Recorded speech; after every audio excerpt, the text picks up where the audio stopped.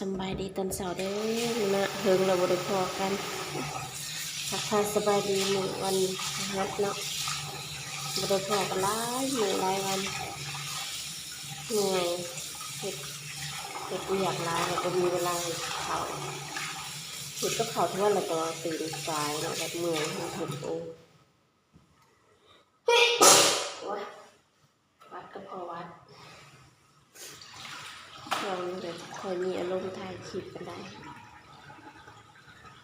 ถ่ายก็ไม่คุ้นเบิ่งแบบท่อไม่ได้ถ่ายคลิปจน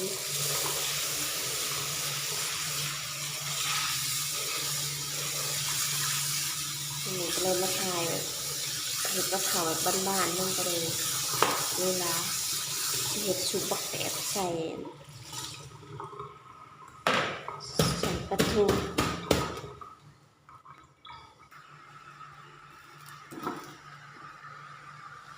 มีข้าวเย็นผมเนาะเดี๋ยวหน่อยนึงเอาข้าวเย็น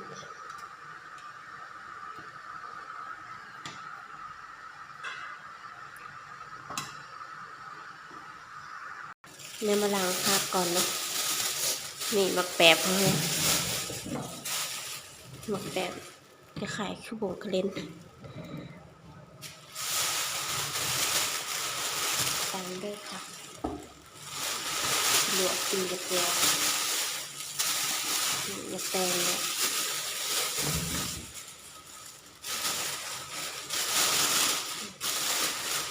อากาศบวก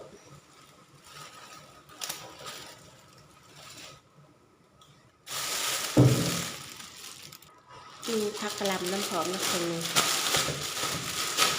ลวกคนให้มากินผักนะผักหลายๆหน่อยพี่เป็นเมาส์กับผัก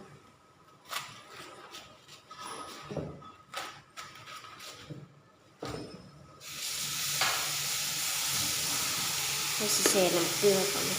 เอาเกลือใส่ล้างสิ่งสกปรกก่อน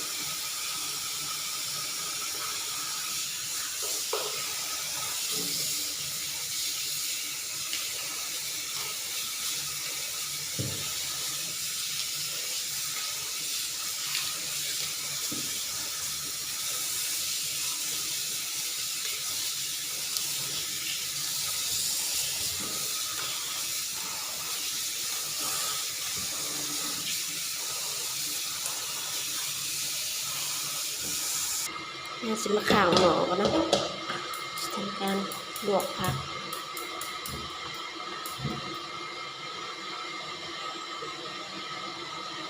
ใส่น้ำลงไป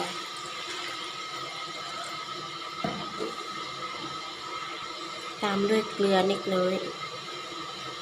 ลวกผักเสร็จแล้วหวานปิดฟ้าไว้ก่อนนะรอน้ำมันผดจากเอาผักลงเอาไปล้างผักต่อเขาสปริงน้ำเกลือที่เขาเสียออกก่อนนะให้ล้าง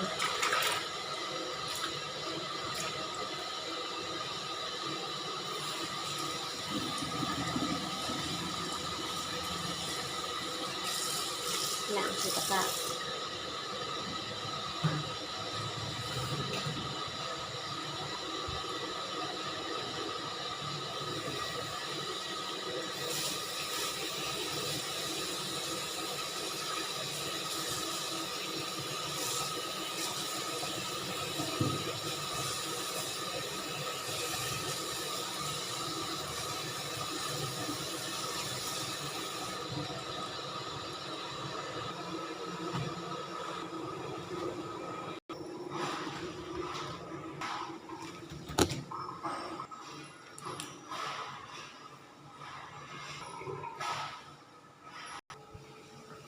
ได้น้ำเขาผดแล้วเนาะ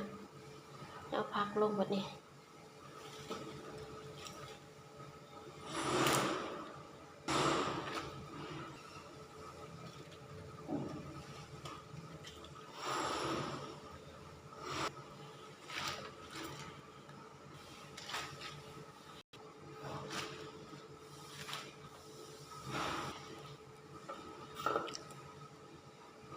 นี่เขาชุกแล้วเนาะ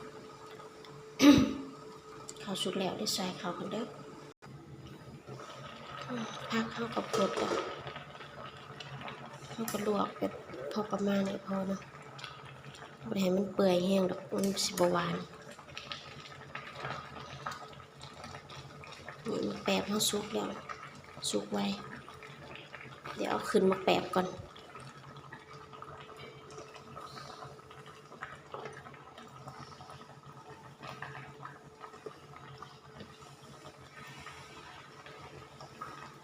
แปบมันค่อนข้างสิเปื่อยไว้นะใช้แป๊บเดียว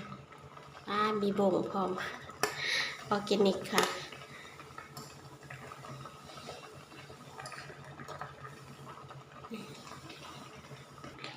มาแปบกันแล้วตาพักกะหล่ำ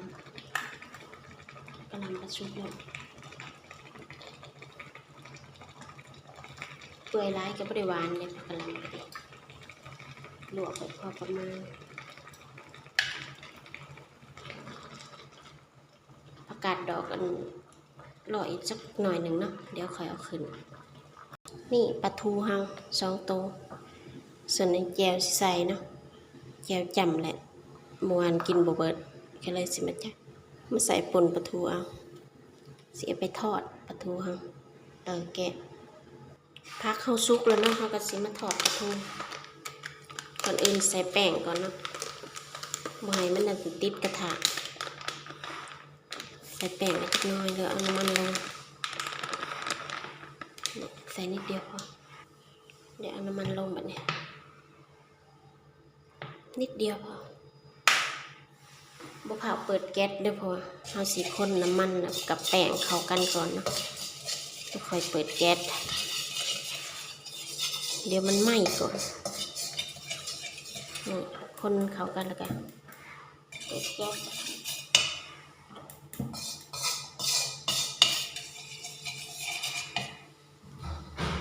น้ำมันเริ่มผดแล้วเนาะก็จะเอาปลาทูลงเลยก่อนมันหอนแล้ว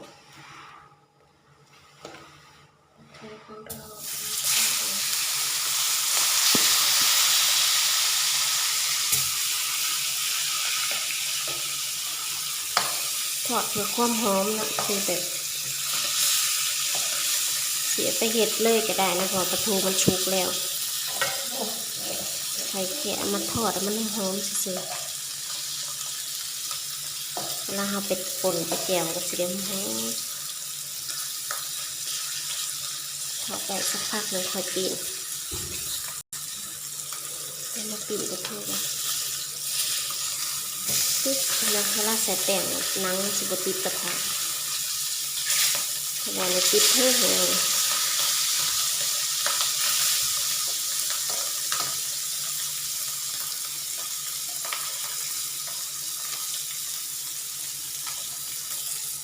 ปลาทูเฮาก็ซุกเลยเนาะจะมาพักไว้ในถ้วยก่อนมันเย็นๆแล้วก็เก็บ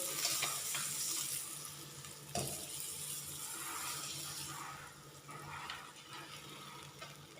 ด่นเราจะเอาปักแปบแกะใช่ก่อนเนาะเพราะมันมีถ้าตัวได้แก่มันจะมีเส้นนี่เส้นอยู่นี่มันหยาบเนาะ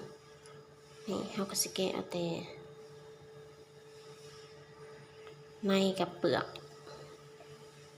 นี่ส่วนเส้นอันนี้ค่ะสิบเอาเนาะถ้าเราใส่เลยนะมันหยาบเวลากินน้ำเนะกินหยาตำบริเลกด้วยกันตัวได้อ่อนๆมันกับโปเป็นนะแต่นี่มาแบบค่อนข้างสีแกนจักหน่อยเอาอ่อนไลกับบดแซ่บมาสุกต้องเอาสีแกนเนาะมันมีในของมันใหญ่ๆสีนะมันเวลามาซุปมาป่นกับปลาทูนี่เขาก็สีลอกใส่เลย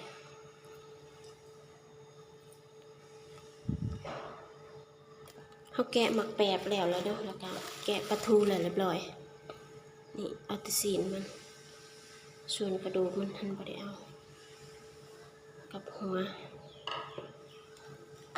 ตามด้วยน้ำพริกที่เราตำไว้ใส่ลงไปมีหอมแดง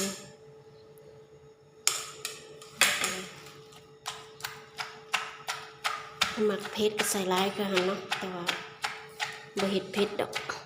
เดี๋ยวแสบท้อง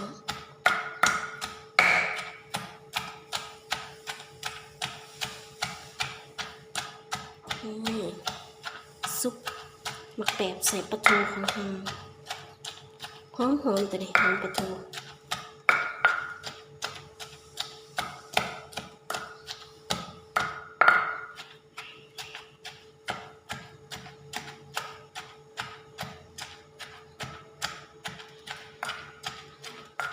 เรียบร้อยเดี๋ยวจะเอาข้าวขั่วใส่นะหอมแล้วก็ต้นหอมเปรย์เอามาใส่พร้อมนี่เบิ่งสีสันแล้วคือสิบ่เผ็ดปานใดเอาใส่เบิดดีกว่าว่ามักพริกเขาก็บ่ได้หลายเนาะเครื่องปรุงเขาก็บ่ได้ปรุงเพิ่มเนาะเพราะว่าอยู่ได้แจ่วของเขาก็ปรุงเรียบร้อยแล้วน้ำปลาแดกก็มีครบแล้วเนาะเขาซิมเบิ่งก่อนถ้าบ่พอดีจังเพิ่มตอนนี้เขายังบ่ได้ซิมใส่ผักหอมใบสะระแหน่นะคะต้นหอมลงไปผักหอมเปรย์ด้วยตามด้วยข้าวคั่วหอมข้าวคั่วใส่เยอะเลยหอมเรียบร้อยก็จะตำมันเข้ากันกับผักหอมของเราเนาะนี่ซุปของเราก็แล้วเดี๋ยวซิมเบิ่งก่อนเนาะว่าบอกพอดียังเราก็เพิ่มได้ใส่ข้าวคั่วแล้วหอม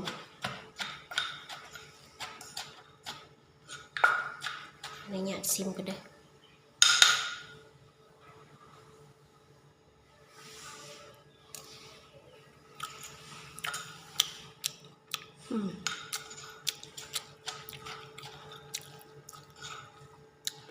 ตอนแรกว่าสิปรุงเพิ่มบ่เพิ่มแล้วพอดีแล้วเพราะว่าแน่นปลาทูมันก็เค็มแล้ว